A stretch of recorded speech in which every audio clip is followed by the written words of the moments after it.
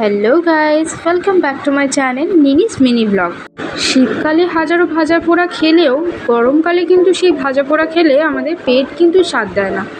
কিন্তু আমি যদি তোমাদের বলি এই দই বড়াটা খেলে তোমাদের পেটও যেমন স্বাদ দেবে, মনও তেমন তৃপ্তি পাবে। দই বড়া বানাতে কিন্তু আমাদের প্রথমে বিউলির ডাল লাগবে। এই বিউলির ডালটা কিন্তু ওভারনাইট সোক করে রাখতে পারো, আর না হলে 5 থেকে 6 ঘন্টা করে রাখলেও হবে। তারপরে তো ওই ডালটাকে একটা মিক্সিতে হালকা জল দিয়ে একটু ভালো করে পেস্ট করে নেবে। এবারে মিশ্রণটাকে একটা বড় পাত্রে ঢেলে যেই ডিরেকশনে ঘোরাবে শুধুমাত্র সেই ডিরেকশনে ঘোরাতে থাকবে 5 থেকে 10 মিনিট। দেখবে মিশ্রণটা অনেকটা ফ্লাফি হয়ে গেছে।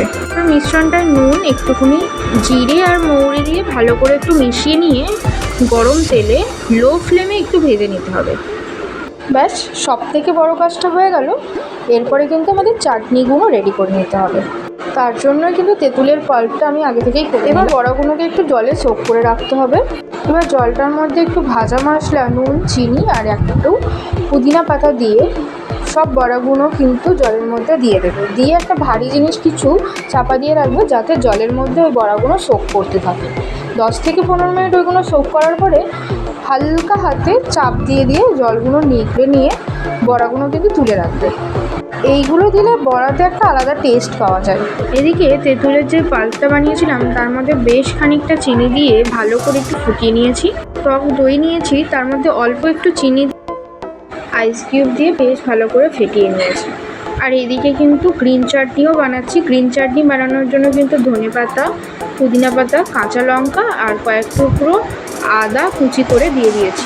এটা ভালো করে একটু পেস্ট করে নেবো। এর মধ্যে অল্প একটু নুন আর একটু লেবুও দিয়েছি। বড়াগুলো কিন্তু অনেকক্ষণ আগে থেকে তুলে রেখে দিয়েছি। তেঁতুলের চাটনিটাও বানিয়েছি বেশ টক মিষ্টি করে। আর এদিকে গ্রিন চাটনিটা কিন্তু তোমরা দেখছো। আর এই চাটনি দিয়ে কিন্তু ভাতও খাওয়া যায়। টক দইটাও আমাদের পুরোপুরি রেডি। তো চলো এবার শুরু করি। এবার চলো বানিয়েই ফেলি আমাদের সেই বহু প্রতীক্ষিত দই বড়া। বড়াগুলো আমি একে একে প্লেটের মধ্যে সাজিয়ে নিচ্ছি। এই রেসিপিটা কিন্তু শেফ অতনুর রান্নাঘর থেকে কপি করা। তোমরা কিন্তু একবার অবশ্যই ট্রাই করে দেখো। ওনার রান্না কিন্তু খুবই ভালো হয়, আর উনি কিন্তু জেনুইন রান্নাই দেখান। আর আমি তো ট্রাই করলাম এই প্রথমবার। এর আগে বিরিয়ানিও করেছিলাম, যদিও বিরিয়ানির কোনো ভিডিও তোমাদের সাথে শেয়ার করিনি। তবে যখন করবো নেক্সট টাইম তোমাদের সাথে অবশ্যই শেয়ার করবো। আর দেখো, কথা বলতে বলতে কিন্তু আমি দই বড়ারগুলো ওপরে দইটা ভালো করে দিয়ে দিয়েছি। তারপরে কিন্তু আমি তেঁতুলের চাটনিটাও দিয়ে দিয়েছি। তেঁতুলের চাটনিটা কিন্তু দই বড়াতে আমার খুবই ভালো লাগে।